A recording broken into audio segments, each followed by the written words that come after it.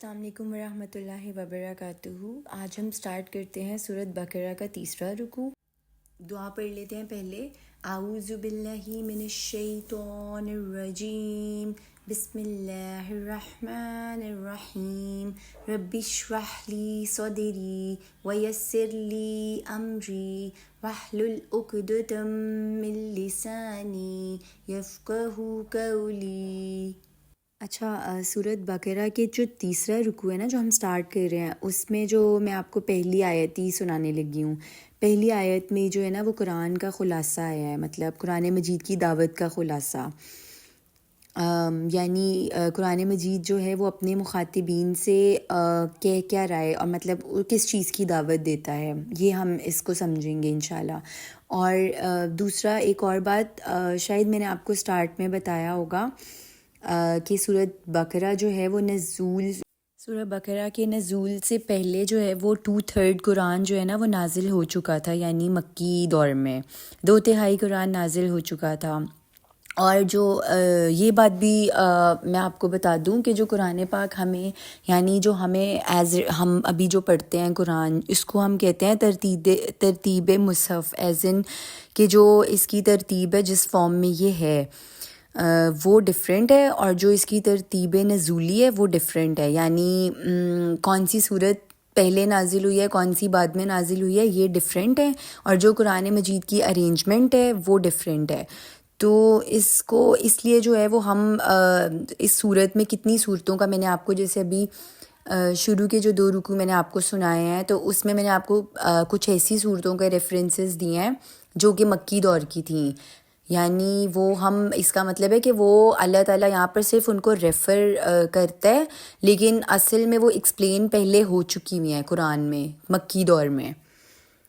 I just hope کہ آپ لوگوں کو یہ چیز کلیئر ہو گئی ہے۔ تو اب ہم سٹارٹ کرتے ہیں آیت نمبر 21۔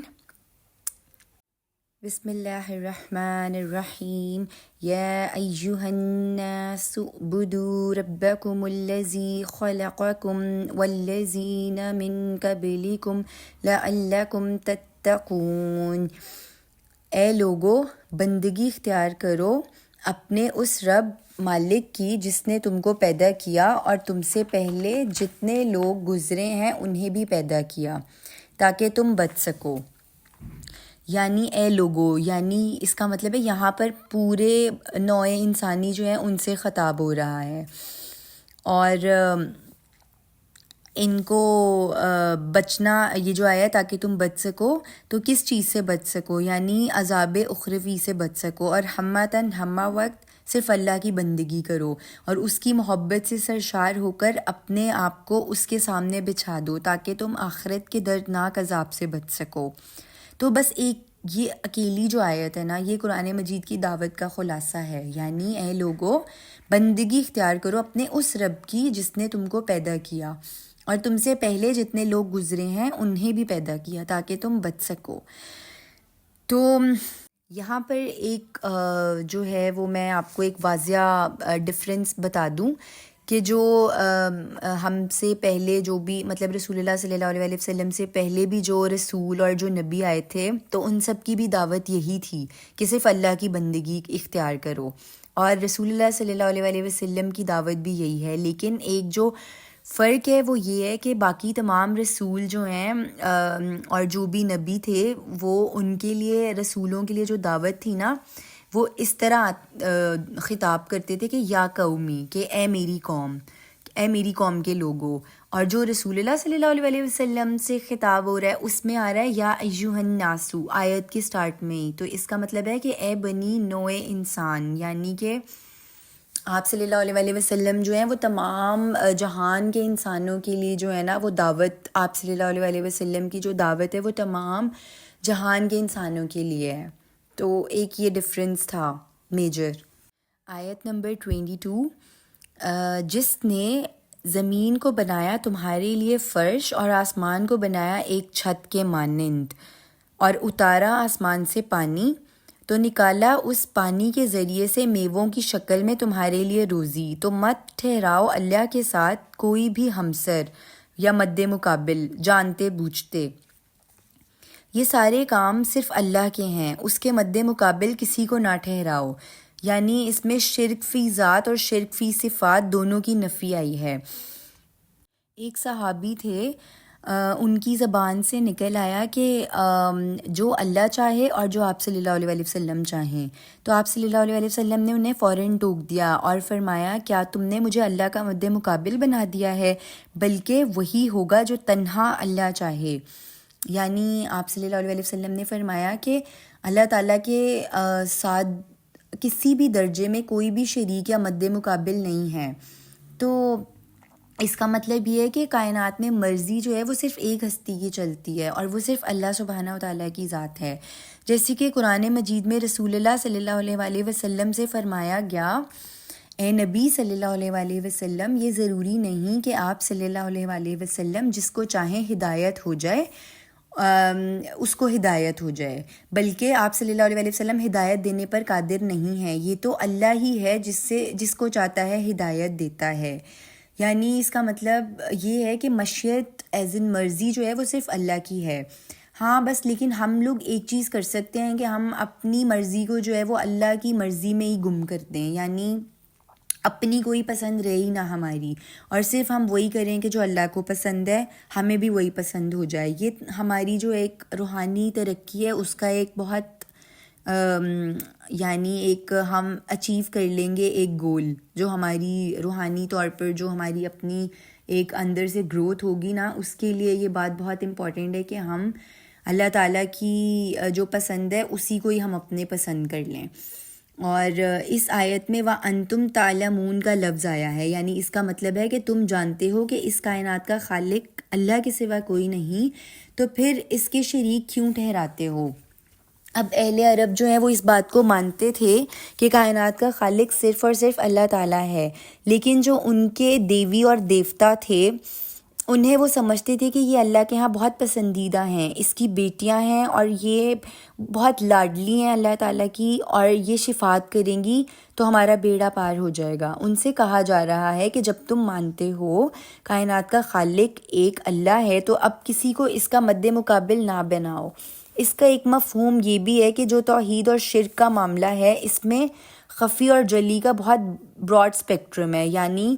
کم سے کم شرک کے جلی سے تو بچو، جہاں تمہارا شعور کام کر رہا ہو، تمہاری سوچ، تمہاری عقل، تمہارا ارادہ کام کر رہا ہو، وہاں پر اللہ کا مد مقابل کسی کو نہ بناؤ، اس لیے کہ بے شعوری میں بھی انسان اللہ کا مد مقابل بنا بیٹھتا ہے، جس کو ہم کہتے ہیں ریاکاری۔ اور اس ریاکاری کے بارے میں ایک حدیث ہے، حدیث کا مفہوم رسول اللہ صلی اللہ علیہ وآلہ وسلم نے فرمایا کہ جو شرک خفی ہے کہ ایک شخص نماز پڑھ رہا ہے اور جب اسے محسوس ہو کہ کوئی اسے دیکھ رہا ہے تو اس نے سجدہ لمبا کر لیا۔ اب ظاہر ہے اس نے بے شعوری طور پر کیا ہے، سجدہ تو وہ اللہ ہی کو کر رہا تھا، اب اس میں جو ایک سیکنڈ کا بھی اضافہ ہوا ہے تو وہ اب ریاکاری ہو گئی کہ اس نے وہ اب جو ہے وہ نہ چاہتے ہوئے بھی ایک سیکنڈ جو ہے نا وہ کسی آدمی کو دیکھتے ہوئے اس نے اس کو بڑھا دیا، تو اس میں تھوڑا سا یعنی دکھاوا تو آ گیا نا۔ بے شک وہ سجدہ اللہ تعالیٰ کو کر رہا تھا اور اس کا ارادہ بھی یہی تھا کہ وہ اللہ کو ہی سجدہ کر رہا ہے، لیکن اس میں ایک سیکنڈ کا بھی دکھاوا تو آ گیا نا۔ تو یہ بھی ایک جو ہے وہ ایک سیکنڈ کا جو اضافہ ہوا ہے نا تو وہ اللہ کے لیے نہ ہوا، وہ اس انسان کے لیے ہوا جو اس کو دیکھ رہا تھا۔ تو اور اس شرک کے بارے میں حضور صلی اللہ علیہ وآلہ وسلم نے فرمایا کہ اس کی پہچان اتنا مشکل ہے جتنا کسی نہایت تاریک شب میں کسی سیاہ پتھر پر سیاہ چونٹی کو چلتے ہوئے دیکھنا مشکل ہے، اتنا ہی اس شرک خفی کی پہچان مشکل ہے۔ شرک خفی یعنی نام سے ہی ہمیں پتہ چل رہا ہے کہ چھپا ہوا شرک۔ تو جانتے بوجھتے کسی شے کو بھی اللہ کے مد مقابل نہ بنا دو۔ ان دو آیات میں توحید کا مضمون مکمل ہو گیا، یعنی 21 اور 22 آیات۔ آگے ہے 23 آیت، اور اگر تم ہو شک میں اس چیز کے بارے میں جو ہم نے نازل فرمائی اپنے بندے پر، تو لے آؤ ایک ہی صورت اس جیسی اور پکار لو اپنے تمام حمایتیوں کو اللہ کے سوا اگر تم سچے ہو۔ یعنی اس میں یہ بتایا جا رہا ہے کہ قرآن مجید جو ہے نا مطلب وہ اللہ تعالیٰ نے رسول اللہ صلی اللہ علیہ وسلم پر تھوڑا تھوڑا رفتہ رفتہ کر کے نازل فرمایا تھا. تو یہ ان سے کہا جا رہا ہے کہ اگر تم ہو شک میں اس چیز کے بارے میں جو ہم نے نازل فرمائی اپنے بندے پر، یعنی قرآن پاک جو ہے وہ تھوڑا تھوڑا رسول اللہ صلی اللہ علیہ وسلم پر نازل ہوا تھا، تو لے آؤ ایک ہی صورت اس جیسی اور پکار لو اپنے تمام حمایتیوں کو اللہ کے سوا. نوٹ کریں یہاں پہ ورڈ آ رہا ہے اللہ کے سوا، یعنی اس کا مطلب ہے اللہ کے سوا، یعنی کہ اللہ تعالیٰ کو بھی مانتے تھے. وہ جو مشرکین تھے وہ اللہ تعالیٰ کے منکر نہیں تھے، وہ مانتے تھے اللہ تعالیٰ کو اور اس کو پکارتے بھی تھے. لیکن ان کو لگتا یہ تھا کہ جو ہے نا یہ ان کو مطلب ان کو مشرکین کو یہ کہا جا رہا ہے یہاں پہ کہ اگر تمہیں یہ لگتا ہے کہ یہ کلام جو ہے یہ رسول اللہ صلی اللہ علیہ وسلم کا خود گھڑا گیا کلام ہے، تو پھر تمہارے لیے تو تمہارے پاس تو بڑے بڑے ادبا شعراء وغیرہ یہ سب لوگ ہیں، تو تم مقابلہ کر لو. مطلب یہ چیلنج جو ہے نا یہ مکی قرآن میں 4 مرتبہ پہلے آ چکا ہے. سورۃ طور میں آیا ہے آیت نمبر 33 اور 34 میں. کیا یہ کہہ رہے ہیں کہ اس سے محمد صلی اللہ علیہ وسلم نے خود گھڑ لیا ہے، بلکہ حقیقت یہ ہے کہ یہ ماننے کو تیار نہیں. پھر چاہیے کہ وہ اسی طرح کا کوئی کلام پیش کریں اگر وہ سچے ہیں. پھر سورہ بنی اسرائیل آیت نمبر 88 میں اے نبی صلی اللہ علیہ وسلم کہہ دیجئے کہ اگر تمام انسان اور تمام جن جمع ہو کر بھی زور لگا لیں تو اس قرآن جیسا کلام وہ پیش نہیں کر سکیں گے، چاہے وہ سب کے سب ایک دوسرے کے مددگار بن جائیں. پھر سورہ ہود میں فرمایا کیا ان کا یہ خیال ہے کہ یہ گھڑا ہوا کلام ہے، یعنی محمد صلی اللہ علیہ وسلم نے گھڑ لیا ہے. تو اے نبی صلی اللہ علیہ وسلم کہہ دیجئے تم بھی 10 صورتیں اس جیسی لے آؤ، گھڑی ہوئی بنائی ہوئی. پھر سورۃ یونس میں آیا اس جیسی ایک ہی صورت بنا کر لے آؤ. تو قرآن کے اس چیلنج کو کسی نے قبول نہیں کیا، یعنی اس کا مطلب ہے کہ تمہیں یقین ہے کہ یہ اللہ کا کلام ہے، یہ انسانی کلام نہیں ہے. آیت نمبر 24 پھر اگر تم ایسا نہ کر سکو اور ہرگز نہ کر سکو گے تو پھر ڈرو اس آگ سے جس کا ایندھن پتھر اور انسان بنیں گے، جو تیار کی گئی ہے کافروں کے لیے. نہ صرف تم بنو گے بلکہ تمہارے یہ معبود، تمہارے پتھر، یہ سب ایندھن ہوں گے. یعنی اللہ تعالیٰ نے اس آیت میں جو ہے وہ کتنا دو ٹوک انداز میں فرمایا کہ پھر اگر تم نہ کر پاؤ اور تم ہرگز نہیں کر پاؤ گے تو پھر بچو اس آگ سے جس کا ایندھن بنیں گے انسان اور پتھر. پتھر سے مراد یہاں پر وہی معبود ان کے نا جن کو وہ بت جو وہ بناتے تھے، تو یہ سب اس آگ کا ایندھن ہوں گے اور وہ تیار کی گئی ہے کافروں کے لیے. آیت نمبر 25 اور بشارت دے دیجئے اے نبی صلی اللہ علیہ وسلم ان لوگوں کو جو ایمان لائے اور نیک عمل کریں. اب یہاں پر تھوڑی سی نیک عمل کی ابھی آیت نہیں کمپلیٹ ہوئی، لیکن یہاں پر جو ہے نا وہ عمل صالح کو اچھی طرح سے سمجھ لیں. عمل کا لفظ کام کے مقابلے میں آتا ہے. کوئی بھی کام جو انسان کرے، چاہے وہ ارادے کے ساتھ کرے یا بغیر ارادے کے، چاہے وہ بغیر کسی محنت کے کرے، مشقت کے کرے یا پھر کسی مشقت کے ساتھ کرے، وہ فعل ہے یعنی کام ہے. لیکن جو مشقت سے کیا جائے وہ در حقیقت عمل ہے، جو پورے ارادے کے ساتھ کیا جا رہا ہو، پوری توجہ اور اہتمام کے ساتھ کیا جا رہا ہو. اور صالح سے مراد ہے صلاحیت، یعنی کہ در حقیقت انسان کا جو مرتبہ اللہ سبحانہ و تعالیٰ نے معین کیا ہے، اس مرتبے تک پہنچنے کا جو پوٹینشیل ہے وہ اللہ تعالیٰ نے انسان کو دیا ہے. لیکن اس پوٹینشیل کو جو ریئلائز اور اچیو کرنے کے لیے جو ہے وہ اس کو محنت کرنی پڑے گی. اب یہ محنت جو ہے وہ عمل صالح ہیں. انسان اس محنت کے ذریعے سے وہ مقام جو اللہ سبحانہ و تعالیٰ نے اسے دیا ہے، عطا کیا ہے، اس کو وہ اچیو کر سکے. اس کے لیے انسان کو محنت کرنی پڑے گی، اپنی خواہشات پر قابو رکھنا پڑے گا، یعنی عمل صالح میں آتے ہیں یہ سب. چڑھائی چڑھنی پڑے گی، اپنا آرام چھوڑنا پڑے گا، اپنے مفادات اور محبوب چیزوں کی قربانی دینی پڑے گی. یہ سب عمل صالح کا مجموعہ ہیں. بشارت دے دیجئے ان کو جو ایمان لائے، یعنی توحید پر، یعنی اللہ سبحانہ و تعالیٰ کی وحدانیت پر، رسول اللہ صلی اللہ علیہ وسلم پر، قرآن مجید پر، جنت اور دوزخ پر اور بعد الموت پر. ان کے لیے وہ باغات ہوں گے جن کے نیچے نہریں بہتی ہوں گی، جب جب بھی رزق دیے جائیں گے میووں میں سے وہ کہیں گے یہی وہ شے ہے جو ہمیں پہلے بھی دیے گئے تھے، اور دیے جائیں گے پھل ان کو اور دیے جائیں گے پھل ان کو پھل ایک صورت کے، جیسے کہ ایک حدیث میں آیا ہے مفہوم، وہ نعمتیں وہ ہیں جو نہ کسی آنکھ نے دیکھی، نہ کسی کان نے سنی، نہ کسی انسان کے قلب پر اس کا کوئی شعور یا احساس وارد ہوا، اور ان کے لیے نہایت پاک کی ہوئی بیویاں ہوں گی اور وہ اس میں ہمیشہ ہمیشہ رہیں گے۔ دوبارہ سے سنیں، جب بھی انہیں دیا جائے گا وہاں کا کوئی پھل رزق کے طور پر یعنی کھانے کے لیے، تو وہ کہیں گے کہ یہ تو وہی ہے جو ہمیں پہلے بھی ملتا تھا، اور دیے جائیں گے ان کو پھل ایک صورت کے۔ اب اس کا ایک مفہوم تو یہ ہے کہ جنت میں جو اہل جنت ہوں گے، جب ان کو کوئی پھل پیش کیا جائے گا وہاں پہ، تو وہ کہیں گے کہ یہ دنیا میں بھی جو ہے نا ہمیں یہی ملتا تھا، یعنی وہ اس سے جو ہے نا اس کی کچھ تشبیہ ہوگی، تو اہل جنت انہیں دیکھ کر کہیں گے یہ تو وہی پھل ہے جو ہم دنیا میں کھاتے آئے ہیں، لیکن وہ جب ان کو چکھیں گے نا تو اس کا جو شکل اس کی وہی والی ہوگی، جیسے اگزامپل آپ لے لیں کہ انگور ہوں گے یا انار ہوں گے، تو ان کی کھجوریں ہوں گی، تو ان کی شکل جو ہے وہ ایگزیکٹ مطلب یا ملتی جلتی جو ہے وہ دنیا کے کھجوروں جیسی ہوگی، لیکن جو اس کا ذائقہ ہوگا وہ زمین اور آسمان کا فرق پڑ جائے گا، اس میں وہ بہت زیادہ ڈفرینٹ ہوگا ٹیسٹ میں۔ اور جو ایک دوسرا مفہوم ہے وہ یہ ہے کہ اہل جنت کو جنت میں بھی وہی پھل ملتے رہیں گے، لیکن ہر بار ان کا ذائقہ جو ہے وہ بدلتا رہے گا، مطلب ان کی شکل و صورت سیم رہے گی لیکن جو ذائقہ ہے وہ ہر بار ڈفرینٹ ہوگا۔ تو لہٰذا یہ دنیا والا معاملہ نہیں ہوگا کہ ایک ہی شے کو جیسے ہم کھاتے ہیں تو ہم کہتے ہیں کہ دل بھر گیا ہے، تو آخرت میں ایسا نہیں ہوگا۔ جب ہمیں ملیں گے وہاں پہ، جب ہمیں نعمتیں ملیں گی، یہ نعمتوں کا ذکر ہو رہا ہے جنت کی، تو پھر وہ ہر بار اس کا ٹیسٹ جو ہے وہ ڈفرینٹ ہوگا۔ یہ دنیا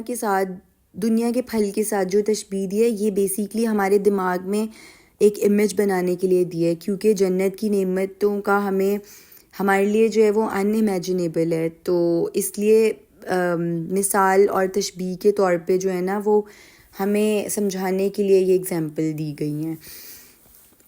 اچھا، اور ان کے لیے نہایت پاک کی ہوئی بیویاں ہوں گی، یعنی کہ پاک باز بیویاں، یعنی بڑی جد و جہد سے کسی چیز کو پاک صاف کر دینا، کسی قسم کی گندگی اس میں باقی نہ رہے، جیسے کہ سورۃ احزاب میں الفاظ آئے ہیں، اے نبی کے گھر والو، اللہ چاہتا ہے کہ تمہیں خوب پاک اور صاف کر دے، کوئی بھی کسی درجے میں بھی جو تمہارے مقام اور منصب سے مناسبت رکھنے والی بات نہیں ہے وہ تمہاری سیرت میں باقی نہ رہے، تمہاری شخصیت میں باقی نہ رہے۔ آیت نمبر 26، یقیناً اللہ اس سے نہیں شرماتا کہ بیان کرے کوئی مثال مچھر کی یا اس چیز کی جو اس سے بڑھ کر ہے۔ اب اس کا مطلب یہاں پر اس آیت کا مطلب یہ ہے کہ جو کفار تھے نا وہ قرآن مجید کے بارے میں کئی قسم کے اعتراضات اٹھاتے تھے قرآن کے مقابلے میں۔ پھر جب اللہ تعالیٰ نے ان کو کہا کہ تم اس جیسی ایک صورت لے کر آؤ، تو اس کو تو انہوں نے خیر ایکسیپٹ وہ کر ہی نہیں سکتے تھے، لیکن اعتراضات جو ہے وہ بہت زیادہ چلاتے تھے وہ۔ اب ان میں سے ان کا ایک اعتراض جو ہے وہ یہاں پہ نقل کیا جا رہا ہے کہ قرآن مجید میں مکھی کی تشبیہ آئی ہے جو کہ بہت ہی حقیر سی شے ہے، تو وہ کہتے تھے، اور پھر ایک جگہ پر جو ہے وہ مکڑی کی بھی ذکر آیا ہے، مکڑی کی بھی تشبیہ دی گئی ہے، تو وہ کہتے تھے کہ یہ کوئی اعلیٰ کلام نہیں ہے، تو وہ کہتے تھے کہ اگر یہ کوئی اعلیٰ مطلب اگر اعلیٰ کتاب اعلیٰ کلام ہوتا تو اس کی جو مطابقت اور مناسبت رکھنے والی جو شے ہے اسے تشبیہ دی جاتی، تو کوئی شے اگر بہت حقیر ہے تو اسے کسی عظمت والی شے سے کیسے تشبیہ دی جا رہی ہے اس کی، مطلب وہ اعتراض اٹھایا انہوں نے۔ تو اس کے جواب میں اللہ کا آگے سے آیت آ رہی ہے، چنانچہ فرمایا کہ اللہ تعالیٰ کے لیے یہ کوئی شرم یا عار کی بات نہیں ہے کہ وہ مچھر کی مثال بیان کرے یا اس چیز کی جو اس سے بڑھ کر ہے، یعنی کمتر اور حقیر ہونے میں بھی اس سے بھی بڑھ کر یا کہ اس سے اوپر کی کوئی شے، اس لیے کہ مکھی یا مکڑی بہرحال مچھر سے ذرا بڑی شے ہے۔ تو آگے آیت کنٹینیو ہو رہی ہے، تو جو لوگ صاحب ایمان ہیں وہ جانتے ہیں کہ یقیناً یہ حق ہے ان کے رب کی طرف سے۔ یہاں پر اصل میں وہی قانون ہدایت اور ضلالت بیان کیا جا رہا ہے کہ تو جو لوگ صاحب ایمان ہیں وہ جانتے ہیں کہ یہ یقیناً حق ہے ان کے رب کی طرف سے۔ اصل میں ہدایت اور ضلالت کا دار و مدار ہے اس کی اپنی نیت پر، اس کی اپنی طلب پر۔ اگر اس کی طلب نیک ہے، وہ حق کا طالب ہے، تو لازماً اللہ سبحانہ و تعالیٰ اسے ہدایت دے گا، یہ اللہ کا پختہ وعدہ ہے۔ لیکن اگر اس کے دل میں کجی ہے، ٹیڑھ ہے، نیت میں فساد ہے، حسد ہے، تکبر ہے، تو پھر کتنا ہی اس کو دلائل دے دیے جائیں اس کے لیے کچھ بھی مفید نہ ہوگا، بلکہ اس کی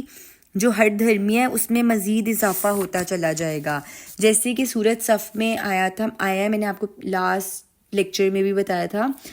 جب وہ ٹیڑھے ہو گئے تو اللہ نے ان کے دلوں کو بھی ٹیڑھا کر دیا، اور اللہ ایسے فاسقوں کو زبردستی ہدایت نہیں دیتا، کیونکہ اگر اللہ تعالیٰ جو ہے وہ جبراً ہمیں ہدایت دے تو پھر امتحان کیسا ہوگا؟ اس لیے کہ یہ دنیا اور اس کی زندگی ایک امتحان کا وقفہ ہے، تو امتحان میں جب تک فری چوائس نہ ہو انسان کا تو امتحان بے معنی ہے۔ جبراً ہدایت دے دے اگر اللہ تو پھر انسان کا اجر و ثواب کس بات کا؟ اسی طرح اگر وہ کسی کو جبراً گمراہی پہ گمراہ کرے تو پھر اس کو سزا بھی نہیں ملنی چاہیے۔ تو در حقیقت زندگی کے فلسفے کے لحاظ سے فری چوائس ہے، انسان کے اپنے چوائس سے ہدایت یا ضلالت کے راستے اس پر کھلتے جائیں گے۔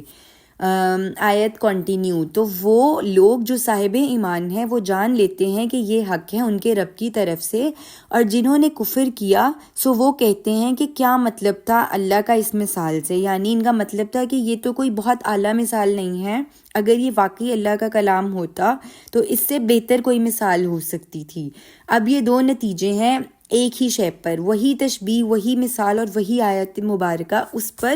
ایک رد عمل تو یہ ہے کہ ان کے ایمان میں اضافہ ہوتا چلا گیا، یعنی جو لوگ نیک تھے، جو اہل ایمان تھے،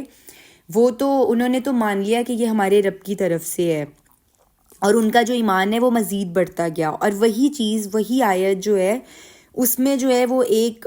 ایسا بھی طبقہ ہے جو کہ اس کے اوپر انکار کی کیفیت پیدا کر رہی ہے۔ تو یہ اب قرآن کا فیصلہ، آگے قرآن کا جو دو ٹوک فیصلہ ہے وہ اسی آیت میں ان کے اوپر آتا ہے۔ یہ ہے اب فیصلہ کن الفاظ، اللہ گمراہ کرتا ہے اسی کے ذریعے بہتوں کو اور ہدایت دیتا ہے اسی کے ذریعے بہتوں کو۔ یہ سورۃ مدثر میں بھی آیا ہے، یعنی جو جس راستے پر جانا چاہتا ہے اللہ اس کے لیے وہی راستہ کھول دیتا ہے، لیکن جان لو اچھی طرح نہیں گمراہ کرتا اللہ اس کے ذریعے سے مگر فاسقوں کو۔ یعنی فاسق کا ورڈ جو ہے یہ فسق سے نکلا ہے۔ فسق کیا ہے؟ اس کا اصل مفہوم ہے کسی شے کا کسی دوسری شے سے نکل جانا، کسی برائی یا کمی کے ساتھ۔ سورۃ کہف میں آیا ہے ابلیس کے بارے میں، جب حکم دیا گیا سجدہ کرو آدم کو تو سب نے سجدہ کیا سوائے ابلیس کے، وہ جنات میں سے تھا، فرشتوں میں سے نہیں تھا، بس وہ نکل بھاگا اپنے رب کے حکم سے، یعنی نکل بھاگا۔ تو کسی شے سے نکل جانا، اس کے معنی اس معنی میں فسق بہت ہی براڈ اسپیکٹرم ہے، یعنی کہ چھوٹے سے چھوٹے گناہ سے لے کر بڑے سے بڑے گناہ اور بڑی سے بڑی بغاوت بھی اسی میں آتی ہے۔ اب اگلی آیت میں ایکسپلین ہو رہا ہے کہ یہ فاسقین کون ہیں، آیت نمبر 27 میں۔ آیت نمبر 27، جو توڑ دیتے ہیں اللہ کے ساتھ کیے ہوئے عہد کو مضبوط باندھ لینے کے بعد، اور کاٹتے ہیں اس چیز کو جسے اللہ نے جوڑنے کا حکم دیا ہے، اور زمین میں فساد برپا کرتے ہیں، یہی لوگ نقصان اٹھانے والے ہیں، یعنی خسارہ پانے والے ہیں، خسارے میں رہنے والے ہیں۔ اب اس کو ڈیٹیلڈ اس آیت کو دیکھ لیتے ہیں۔ اچھا، یہاں پہ نا ورڈ جو ہے نا خسارہ، اس کو ایک بار سمجھ لیں۔ قرآن مجید میں لفظ خسارہ جو ہے یہ ہدایت، رشد، فلاح کے مقابلے میں آتا ہے، یعنی منزل مقصود پر پہنچ جانا، ہدایت، فلاح، رشد، ان سب کا ایک ہی جو اینٹونیم ہے وہ ہے خسارہ۔ یعنی یہ اتنا ایسے یہ لوگ ہوتے ہیں کہ قرآن میں نا مطلب ہدایت کے جو بھی اپوزٹ ہوگا اس کے لیے یہ ورڈ خسارہ ہے قرآن میں۔ اور باقی اس آیت میں جو ہے نا ایک ورڈ یوز ہوا ہے مساکی ہی. اب مساک سے کیا مراد ہے؟ یعنی کہ اللہ تعالیٰ سے ہم نے کیا عہد کیا تھا. اس آیت میں آ رہا ہے کہ وہ لوگ جو توڑ دیتے ہیں اللہ کے عہد کو اس کے پختہ ہونے کے بعد، یعنی کہ یہ ہمارا اللہ تعالیٰ سے کیا وعدہ تھا. اس کو سمجھاتی ہوں کہ ویسے تو مساک کا لفظ جو ہے نا وہ قرآن مجید میں مختلف معنی میں آیا ہے، لیکن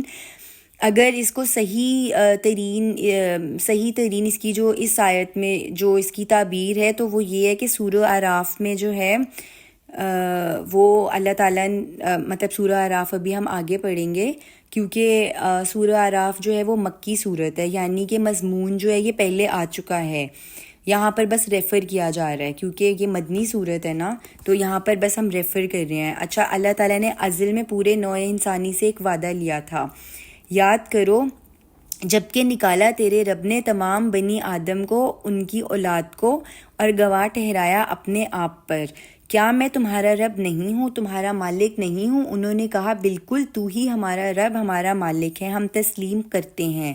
یہ ہے عہد الست. جب ہم عالم ارواح میں تھے تب ہم سب نے یہ عہد کیا تھا اللہ سبحانہ و تعالیٰ سے. یہ عہد جو ہے یہ ہم نے عالم ارواح میں ہر انسان نے کیا تھا، میں نے بھی، آپ نے بھی، اور اس دنیا میں حضرت آدم علیہ السلام سے لے کر جو بھی اس دنیا میں آخری انسان ہوگا ان سب نے، ہم سب نے اللہ سبحانہ و تعالیٰ سے ایک عہد کیا تھا، اور اس کو عہد الست یا میثاق الست کہتے ہیں. لیکن وہاں پر ہم سب جو ہیں وہ روحوں کی شکل میں تھے، ہمارے جسم نہیں تھے. اور یہ بات یاد رکھیں کہ انسان کا جو روحانی وجود ہے نا وہ مکمل ہے، کیونکہ جو سب سے پہلے اولاً تخلیق ہوئی تھی وہ اسی روحانی وجود کی ہوئی تھی. تو اس عہد الست میں اللہ نے تمام بندوں سے فرمایا الستو بربکم، کیا میں تمہارا رب نہیں ہوں؟ سب نے ایک ہی جواب دیا بلا، کیوں نہیں. تو یہ جو فاسق اور یہ جو نافرمان لوگ ہیں انہوں نے اس عہد کو توڑا اور اللہ کو اپنا مالک اور خالق اور اپنا حاکم ماننے کے بجائے خود ہی حاکم بن کر بیٹھ گئے ہیں. یہ عہد الست کے بارے میں. اس عہد کو جو یہاں پر جس عہد کا ذکر آ رہا ہے وہ بیسیکلی اس عہد کے بارے میں آ رہا ہے. آگے آیت کنٹینیو، اور کاٹتے ہیں اس چیز کو جس سے اللہ نے جوڑنے کا حکم دیا ہے. یعنی اللہ تعالیٰ نے صلہ رحمی کا حکم دیا ہے جبکہ یہ قطع رحمی کرتے ہیں. یعنی کہ ہمیں رشتے جوڑنے کا حکم دیا گیا ہے، ان کو کاٹنے کا حکم نہیں دیا گیا. تو یہ جو فاسق ہیں ان کے بارے میں ہے کہ یہ دو حرکتیں کرتے ہیں. ایک تو یہ کہ اللہ تعالیٰ کی طرف سے جو ہے اللہ تعالیٰ صرف ان کو گمراہ کرتا ہے، کیونکہ یہ کیا کرتے ہیں، یہ پہلا اللہ کے خلاف جو ہے وہ بغاوت کرتے ہیں، اس کے ساتھ کیے ہوئے عہد کو توڑتے ہیں، دوسرا یہ اپنے رشتوں کو کاٹتے ہیں. تو اللہ تعالیٰ ان کو جو ہے وہ گمراہ کرتا ہے، انہیں خسارہ ملے گا، ان کو قرآن مجید میں سے بھی گمراہی ملے گی. ہماری جو شریعت ہے نا، یعنی اس میں ہمیں دو طرح کے تعلقات جوڑنے کا حکم دیا گیا ہے، حقوق اللہ اور حقوق العباد. حقوق اللہ ہمیں پتہ ہے کہ ہمارا تعلق جو ہے وہ اللہ کے ساتھ، اور حقوق العباد جو ہے وہ بندوں کا بندوں کے ساتھ ہے. تو اللہ تعالیٰ کا یہ حق ہے کہ اس کی بندگی کریں، اس کو اپنا حاکم اور اپنا مالک سمجھیں. تو نماز پڑھیں اس کے لیے، کیونکہ نماز جو ہے وہ ہمیں اللہ تعالیٰ کے ساتھ جوڑتی ہے. اور جو